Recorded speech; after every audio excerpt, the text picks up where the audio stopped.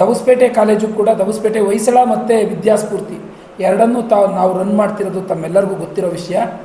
ಎರಡೂ ಕಾಲೇಜಿಂದ ಸೇರಿ 414 ಜನ ಟೋಟಲ್ ಎಕ್ಸಾಮನ್ನು ಬರೆದಿದ್ರು. ಅದರಲ್ಲಿ ಸೈನ್ಸಲ್ಲಿ 234 ಜನ ಎಕ್ಸಾಮ್ ಬರೆದಿದ್ದರು.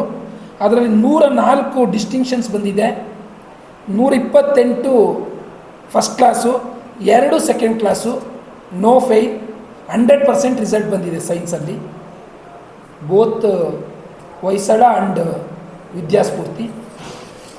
ಕಾಮರ್ಸಲ್ಲಿ 180 ಜನ ಎಕ್ಸಾಮ್ ಬರೆದಿದ್ದರು, 87 ಜನ ಡಿಸ್ಟಿಂಕ್ಷನ್ ಬಂದಿದ್ದಾರೆ, 92 ಜನ ಫಸ್ಟ್ ಕ್ಲಾಸ್ ಬಂದಿದ್ದಾರೆ. ಒಂದೇ ಒಂದು ಹುಡುಗ ಒಂದು ಸಬ್ಜೆಕ್ಟಲ್ಲಿ ಫೇಲ್ ಆಗಿದ್ದಾನೆ. ಟೋಟಲ್ 99.6%, 99.60% ರಿಸಲ್ಟ್ ಬಂದಿದೆ. ಸೈನ್ಸಲ್ಲಿ 100% ರಿಸಲ್ಟು, ಕಾಮರ್ಸಲ್ಲಿ 99.6% ರಿಸಲ್ಟ್ ಬಂದಿದೆ. ಓವರಾಲು 414 ಜನಕ್ಕೆ 191 distinction, 220 first class, 3 second class, 1 fail. Overall ಕಾಲೇಜಿನ ರಿಸಲ್ಟು ಎರಡೂ ಸೇರಿ 99.60. ಸೈನ್ಸ್ ವಿಭಾಗದಲ್ಲಿ ಕುಸುಮ ಅಂತಕ್ಕಂಥ ಮಗು 600ಕ್ಕೆ 593 ಮಾರ್ಕ್ಸನ್ನು ತಗೊಂಡು ಸ್ಟೇಟ್ಗೆ 7th ರ್ಯಾಂಕ್ ಬಂದಿದೆ. ಇದು ನಿಜವಾಗ್ಲೂ ಅತ್ಯುತ್ತಮವಾದ ಮಾರ್ಕ್ಸ್. ಇದು 7th rank for the state ಅಷ್ಟು ಕಷ್ಟ ಇರುತ್ತೆ.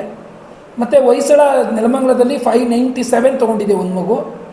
ಬಿಟ್ಟರೆ ನನಗನ್ನಿಸ್ದಂಗೆ, ನನಗೆ ಅಷ್ಟು ಪೂರ್ತಿ ಇನ್ಫಾರ್ಮೇಷನ್ ಇಲ್ಲ, ಬಟ್ ನನಗೆ ಗೊತ್ತಿರೋ ಇನ್ಫಾರ್ಮೇಷನ್ ಪ್ರಕಾರ ಸೆಕೆಂಡ್ ಈ ಮಗುನೇ ಬರುತ್ತೆ ಅಂತ ಅನಿಸುತ್ತೆ ನನಗೆ ನೆಲಮಂಗಲಕ್ಕೆ.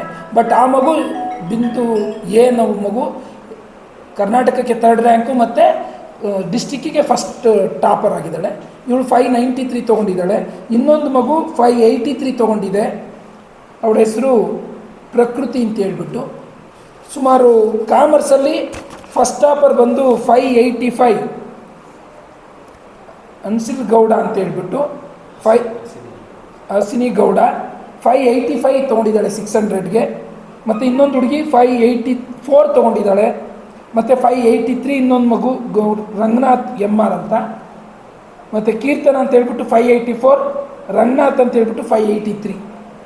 ಆಲ್ಮೋಸ್ಟು 580 ಮೇಲೆ 6 ಜನ ತೊಗೊಂಡಿದ್ದಾರೆ. ಅಂದರೆ ಅವರೆಲ್ಲ ವಿತಿನ್ 20th ರ್ಯಾಂಕ್ ಬರ್ತಾರೆ. ಕುಸುಮ ಏನಿದೆ ಆ ಮಗು 593 ತೊಗೊಂಡಿರೋದು, ಸ್ಟೇಟ್ಗೆ 7th ರ್ಯಾಂಕ್ ಬಂದಿದೆ. ಆ್ಯಕ್ಚುಲಿ ಇದು ಈ ಒಂದು ಗ್ರಾಮೀಣ ಭಾಗಕ್ಕೆ ಉತ್ತಮ ಅಲ್ಲ, ಅತ್ಯುತ್ತಮವಾದ ಎಕ್ಸ್ಟ್ರಾಡಿನರಿ ರಿಸಲ್ಟು ಅಂತ ನಾನು ಹೇಳೋಕ್ಕೆ ಇಷ್ಟಪಡ್ತೀನಿ. ಇದಕ್ಕೆಲ್ಲ ಕಾರಣಕರ್ತರಾಗಿರ್ತಕ್ಕಂಥ ನಮ್ಮ ದಬಸ್ಪೇಟೆ ಕಾಲೇಜು ಮತ್ತು ವಿದ್ಯಾಸ್ಫೂರ್ತಿ ಕಾಲೇಜಿನ ಪ್ರಿನ್ಸಿಪಲ್ರಾದ ಜಾಲಪ್ಪ ಸರ್ರು ಮತ್ತು ಅವ್ರ ಟೀಮು, ಏನು ಕಾಮರ್ಸ್ ಕೋಆರ್ಡಿನೇಟರ್ ರವಿಕುಮಾರ್ ಸರ್ ಇದ್ದಾರೆ, ಸೈನ್ಸ್ ಕೋಆರ್ಡಿನೇಟರ್ ವಿಕಾಸ್ ಸರ್ ಇದ್ದಾರೆ, ಮತ್ತು ಎಲ್ಲ ವಿಭಾಗದ ಮುಖ್ಯಸ್ಥರುಗಳು, ನಮ್ಮ ಟೀಚರ್ಸು, ಮತ್ತು ಈ ವಿದ್ಯಾಸ್ಫೂರ್ತಿ ಕಾಲೇಜ್ಗೆ ನಮ್ಮ ಏನು ಮ್ಯಾನೇಜ್ಮೆಂಟ್ ಇದೆ, ಉಮಾಶಂಕರ್ ಸರ್ ಇರ್ಬೋದು, ರಾಮಚಂದ್ರ ಸರ್ ಇರ್ಬೋದು, ಅವರುಗಳ ಸಹಕಾರ, ಮತ್ತು ಈ ಭಾಗದ ಜನತೆಯ ಸಹಕಾರ, ಮಾಧ್ಯಮದವರ ಸಹಕಾರ, ಇದೆಲ್ಲರ ಪರಿಣಾಮವಾಗಿ ಈ ಭಾಗದಲ್ಲಿ ಒಂದು ಅತ್ಯುತ್ತಮವಾದ ಕಾಲೇಜಾಗಿ ಹೊರಹೊಮ್ಮಕ್ಕೆ ಕಾರಣ ಆಗಿದೆ. ನಾನು ಈ ವಿಷಯವಾಗಿ ತಮಗೆಲ್ಲರಿಗೂ ಕೂಡ, ಪ್ರಾಂಶುಪಾಲರು ಇರ್ಬೋದು, ಮ್ಯಾನೇಜ್ಮೆಂಟ್ ಇರ್ಬೋದು, ವಿದ್ಯಾಸ್ಫೂರ್ತಿ ಮ್ಯಾನೇಜ್ಮೆಂಟ್ ಇರ್ಬೋದು, ಟೀಚರ್ಸ್ ಇರ್ಬೋದು, ಸೈನ್ಸು ಕಾಮರ್ಸ್ ಕೋಆರ್ಡಿನೇಟರ್ಸ್ ಇರ್ಬೋದು, ಮತ್ತು ಎಲ್ಲ ಪೇರೆಂಟ್ಸ್ ಇರ್ಬೋದು, ಅವ್ರಿಗೆಲ್ಲರಿಗೂ, ಮಾಧ್ಯಮ ಮಿತ್ರರಿಗಿರ್ಬೋದು, ಎಲ್ಲರಿಗೂ ಕೂಡ ತುಂಬ ಹೃದಯದ ಧನ್ಯವಾದ ಹೇಳೋಕ್ಕೆ ಇಷ್ಟಪಡ್ತೀನಿ. ಈ ಕಾಲೇಜ್ ನಿಮ್ಮ ಕಾಲೇಜ್ ಆಯ್ಕೆ ಮಾಡ್ಕೊಂಡ್ರೆ ಏನು ಉಪಯೋಗ ಅಂತ ಬಿಲ್ಡಿಂಗ್ ಕೂಡ ಮಾಡ್ತಾ ಇದ್ದೀವಿ ಅಂತ ಹೇಳ್ತೀವಿ. ಓಕೆ, ಎಲ್ರಿಗೂ ನಮಸ್ತೆ. ಏನು ಇಂದು ದ್ವಿತೀಯ PUC 2025-26ನೇ ಸಾಲಿನ ಫಲಿತಾಂಶ ಹೊರಹೊಮ್ಮಿದೆ. ಇದರಲ್ಲಿ ಎಂದಿನಂತೆ ನಮ್ಮ ಹೊಯ್ಸಳ ಪದವಿ ಪೂರ್ವ ಕಾಲೇಜು ನೆಲಮಂಗಲ ಮತ್ತು ಹೊಯ್ಸಳ ಪದವಿ ಪೂರ್ವ ಕಾಲೇಜು ವಿದ್ಯಾಸ್ಫೂರ್ತಿ ಕಾಲೇಜು ದಾಬಸ್ಪೇಟೆ ಎರಡೂ ಕಾಲೇಜಲ್ಲೂ ಉತ್ತಮವಾದ ಫಲಿತಾಂಶ ಬಂದಿದೆ. ಸ್ಟೇಟ್ಗೆ 3rd ರ್ಯಾಂಕು ನೆಲಮಂಗಲದಲ್ಲಿ ಬಂದರೆ 7th ರ್ಯಾಂಕು ನಮ್ಮ ದಾಬಸ್ಪೇಟೆಯಲ್ಲಿ ಬಂದಿದೆ. ಸೊ ಇದು ಭಾಳ ನಮಗೆಲ್ಲರಿಗೂ ಹರ್ಷ ತಂದಿದೆ. ನಮ್ಮ ಪ್ರಾಂಶುಪಾಲರಾದ ಗೌರಿಶಂಕರ್ ಸರ್ ಇರ್ಬೋದು, ಮತ್ತು ಇಲ್ಲಿ ಪ್ರಾಂಶುಪಾಲರಾದ ನಮ್ಮ ಜಾಲಪ್ಪ ಸರ್ ಇರ್ಬೋದು, ರವಿ ಸರ್ ಇರ್ಬೋದು, ವಿಕಾಸ್ ಸರ್ ಇರ್ಬೋದು, ಮತ್ತು ಎಲ್ಲ ಶಿಕ್ಷಕರಿಗೂ ನಾನು ತುಂಬ ಹೃದಯದ ಧನ್ಯವಾದನ ಹೇಳೋಕ್ಕೆ ಇಷ್ಟಪಡ್ತೀನಿ. ಆಮೇಲೆ ಯಾರು ನಮ್ಮಲ್ಲಿ ಕಾಮರ್ಸ್ ಆಗ್ಬೋದು, ಸೈನ್ಸ್ ಆಗ್ಬೋದು, ಯಾರು ಟಾಪರ್ಸ್ ಬರ್ತಾರೆ ಅವ್ರಿಗೆ ನಮ್ಮ ಡಿಗ್ರಿ ಕಾಲೇಜಲ್ಲಿ ಫ್ರೀ ಸೀಟ್ ಇರುತ್ತೆ. ನಮ್ಮದು ಹೊಯ್ಸಳ ಡಿಗ್ರಿ ಕಾಲೇಜ್ ಅಂತ ನೆಲಮಂಗಲದಲ್ಲಿದೆ. 2019 ಸ್ಥಾಪನೆ ಆಗಿದ್ದು, ಇದು 8ನೇ ವರ್ಷ ನಡೀತಾ ಇದೆ.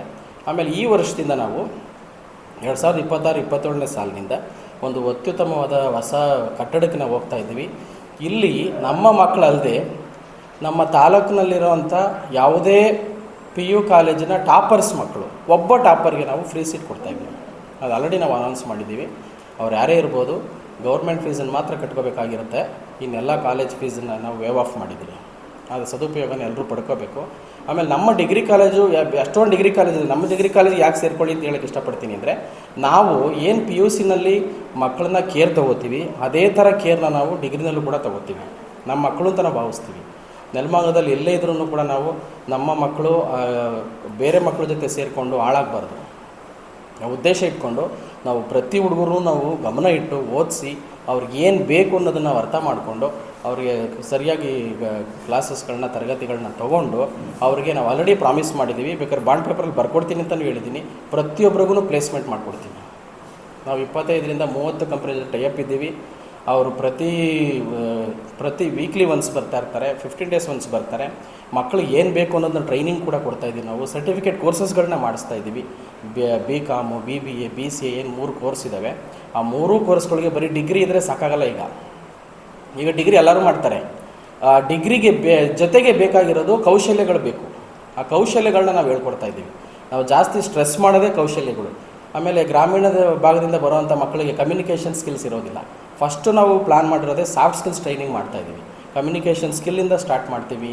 ಮತ್ತು ಎಕ್ಸೆಲ್ಲು, ಪವರ್ BI, ಆಮೇಲೆ ಜಾವಾ, ಈ ಥರ ಒಳ್ಳೊಳ್ಳೆ ಕೋರ್ಸ್ಗಳನ್ನ ನಾವು ಹೇಳ್ಕೊಟ್ಬಿಟ್ಟು ಕಂಪ್ನಿಗೆ ಏನು ಬೇಕು ಅನ್ನೋದನ್ನು ನಾವು ತಯಾರು ಮಾಡ್ತಾಯಿದ್ದೀವಿ. ಇದನ್ನು ಬಂದರೆ ನಾನು ಪ್ರೂಫ್ ಸಮೇತ ನಿಮ್ಗೆ ಕೊಡ್ತೀನಿ. ಸೊ ಮುಖ್ಯವಾಗಿ ಹೇಳ್ತಿದ್ರು 10ರಲ್ಲಿ 50-60% ಬಂದಿರುವಂಥವರು PUCಯಲ್ಲಿ 90+ ತೆಗಿತಿದ್ದಾರೆ. ಅದ್ರ ಬಗ್ಗೆ ಹೇಳಿ. ಖಂಡಿತ ಸರ್. ಏನು ಅಂದರೆ ಅದೆಲ್ಲ ಕ್ರೆಡಿಟ್ಸು ನಮ್ಮ ಟೀಚರ್ಸ್ಗೆ ಹೋಗಬೇಕು. ನಾನು PUC ರಿಸಲ್ಟ್ಸ್ ನೋಡ್ತಾ ಇದ್ದೆ. ಅದರಲ್ಲಿ ಯಾವ ಮಗು ನಮ್ಮಲ್ಲಿ 56-55 ಜಸ್ಟ್ ಪಾಸ್ ಆಗಿ SSLCನಲ್ಲಿ ಫೇಲ್ ಆಗಿರೋವಂಥ ಮಕ್ಕಳು ಮತ್ತೆ 2ನೇ 3ನೇ ಎಕ್ಸಾಮಸಲ್ಲಿ ಪಾಸ್ ಮಾಡಿಕೊಂಡು ನಮ್ಮ PUC ಕಾಲೇಜಿಗೆ ಸೇರಿಕೊಂಡಿದ್ದಾರೆ. ಆ ಮಕ್ಕಳು 56% ತೆಗೆದಿರೋನು ಇವತ್ತು 96% ತೆಗೆದಿದ್ದಾನೆ ನಮ್ಮ ನೆಲಮಂಗಲದಲ್ಲಿ. ಆಮೇಲೆ ಇಲ್ಲೂ ಅಷ್ಟೇ 54% ತೆಗೆದಿರೋನು 90% ತೆಗೆದಿದ್ದಾನೆ ನಮ್ಮ ದಾಬಸ್ಪೇಟೆಯಲ್ಲಿ. ಇದು ನಮ್ಮ ಕಾಲೇಜು ಯಾವ ಥರ ನಾವು ಕೇರ್ ಮಾಡ್ತೀವಿ, ನಮ್ಮ ಪಾಠಗಳು ಹೆಂಗೆ ಮಾಡ್ತೀವಿ ಅನ್ನೋದನ್ನು ಎತ್ತಿ ತೋರಿಸ್ತಾ ಇದೆ. ಎಷ್ಟು ನಮ್ಮ ಕಮಿಟ್ಮೆಂಟ್ ಎಷ್ಟಿದೆ, ಟೀಚರ್ಸ್ ಹೆಂಗೆ ಎಫರ್ಟ್ ಹಾಕ್ತಾರೆ. ನಾವು ಎಷ್ಟು ಒಂದು ದಿವಸನೂ ರಜಾ, ನವಂಬರ್ 1 ಕನ್ನಡ ರಾಜ್ಯೋತ್ಸವ ಇರುತ್ತೆ. ನವಂಬರ್ 1 ಮುಗಿದ ಮೇಲೆ ನವಂಬರ್ 2ನೇ ತಾರೀಕಿಂದ ಹಿಡಿದು ಮಾರ್ಚ್ ಎಕ್ಸಾಮ್ ಸ್ಟಾರ್ಟ್ ಆಗೋವರೆಗೂ ಒಂದು ದಿವಸನೂ ರಜಾ ಇಲ್ಲ. ಅಷ್ಟು ಎಫರ್ಟ್ ಹಾಕಿ ನಮ್ಮ ಟೀಚರ್ಸ್ ಓದಿಸಿದ್ದಾರೆ. ಆ ಕ್ರೆಡಿಟ್ಸ್ ಎಲ್ಲ ನಮ್ಮ ಪ್ರಾಂಶುಪಾಲರಾದ ಜಾಲಪ್ಪ ಸರ್ ಇರ್ಬೋದು, ರವಿಕುಮಾರ್ ಸರ್ ಇರ್ಬೋದು, ವಿಕಾಸ್ ಸರ್ ಮತ್ತು ಪ್ರಕಾಶ್ ಅವರು. ಸೊ ಎಲ್ಲ HODಗಳು ಪ್ರತಿಯೊಬ್ಬರೂ 100% ನಮ್ಮ ಕಾಲೇಜು ಅಂತ ಎಫರ್ಟ್ ಹಾಕಿ ನಮ್ಮ ಮಕ್ಕಳು ಅಂತ ನಾವು ನಂಬಿಕೊಂಡು ಮಕ್ಕಳಿಗೆ ನಾವು ಎಫರ್ಟ್ ಹಾಕ್ತೀವಿ. ಅದೇ ಥರ ಪೋಷಕರು ಕೂಡ ತುಂಬ ಸಹಕಾರ ನೀಡಿದ್ದಾರೆ. ಮತ್ತು ನೀವುಗಳು ಮಾಧ್ಯಮ ಮಿತ್ರರು ಯಾವಾಗಲೂ ನಮ್ಮ ಜೊತೆ ನಿಂತಿದ್ದೀರಿ. ಸೊ ಒಳ್ಳೆಯ ಸಹಕಾರನ ಕೊಟ್ಟಿದ್ದೀರಿ. ಸೊ ಎಲ್ರಿಗೂ ಧನ್ಯವಾದ ಹೇಳೋಕ್ಕೆ ಇಷ್ಟಪಡ್ತೀನಿ. ಸೊ ಅದು ನಮ್ಮ ಹೆಗ್ಗಳಿಕೆ ಅಂತ ಹೇಳೋಕ್ಕೆ ಇಷ್ಟಪಡ್ತೀನಿ. ಎಲ್ರಿಗೂ ನಮಸ್ತೆ. ನನ್ನ ಹೆಸರು ಜಾಲಪ್ಪ, ಹೊಯ್ಸಳ ಪದವಿ ಪೂರ್ವ ಕಾಲೇಜಿನ ಪ್ರಾಂಶುಪಾಲ.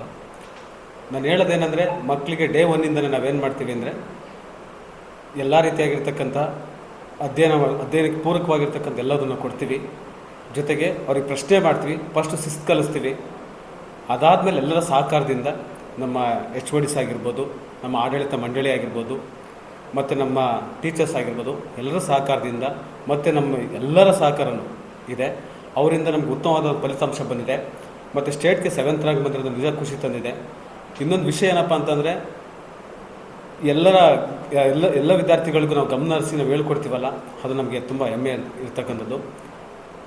ಮತ್ತು ನಮ್ಮ ಆಡಳಿತ ಮಂಡಳಿಯವರು, ನೆಕ್ಸ್ಟು ಡ್ರೈವರ್ಸ್ ಆಗಿರ್ಬೋದು, ಮತ್ತು ನಾನ್ ಟೀಚಿಂಗ್ ಸ್ಟಾಫ್ ಆಗಿರ್ಬೋದು, ಇವರೆಲ್ಲರಿಗೂ ನಾನು ಧನ್ಯವಾದಗಳು ಹೇಳೋದಕ್ಕೆ ಇಷ್ಟಪಡ್ತೀನಿ.